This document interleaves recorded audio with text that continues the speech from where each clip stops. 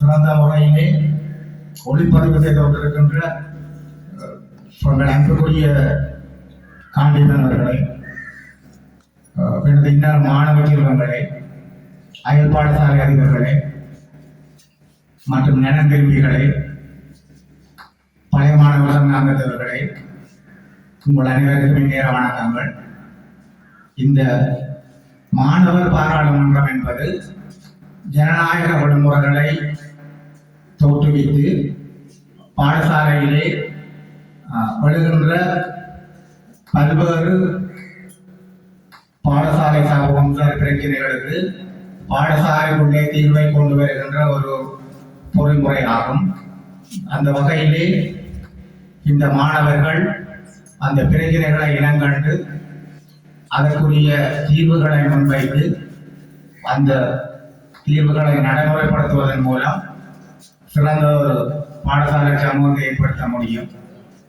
இன்று நாட்டின் பிரபல அரசியல்வாதிகளாக சிறந்த பல்வேறு துறைகளிலும் சிறந்து விளங்குகின்ற பெரியோர்களை நாம் பார்க்கும் பொழுது அவர்கள் இந்த பாடசாலை மட்டங்களிலே இந்த பாராளுமன்றங்களிலே அங்கத்துவம் வைத்து தமது ஆளுமைகள் பேச்சாளர்கள் என்பவற்றை வளர்த்து வந்தவர்கள் என்பது கண்கூடு.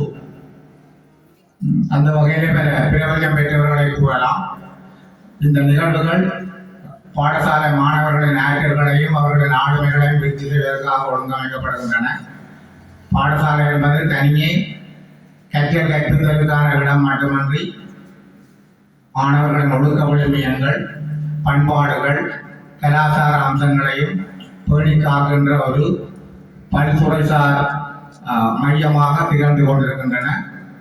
அந்த வகையிலே இந்த நிகழ்வை மிகவும் குறுகிய காலத்திலே ஒழுங்கமைத்த செங்கல் இந்த உயர்தர பிரிவு ஆசிரியர்கள்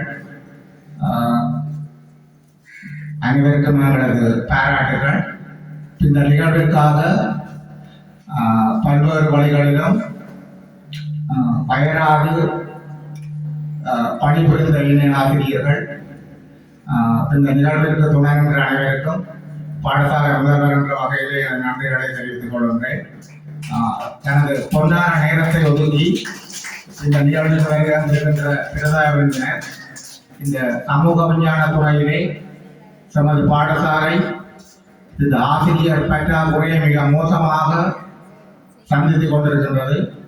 குறிப்பாக வரலாறு பாடம், புவியியல் பாடம் போன்ற பாடங்களுக்கு ஆசிரியர்கள் மிகுந்த பற்றாக்குறை, மாணவர்கள் கற்பதற்கேற்ப அந்த வாய்ப்புகள் மறுக்கப்பட்டுள்ள ஒரு நிலை காணப்படுகின்றது.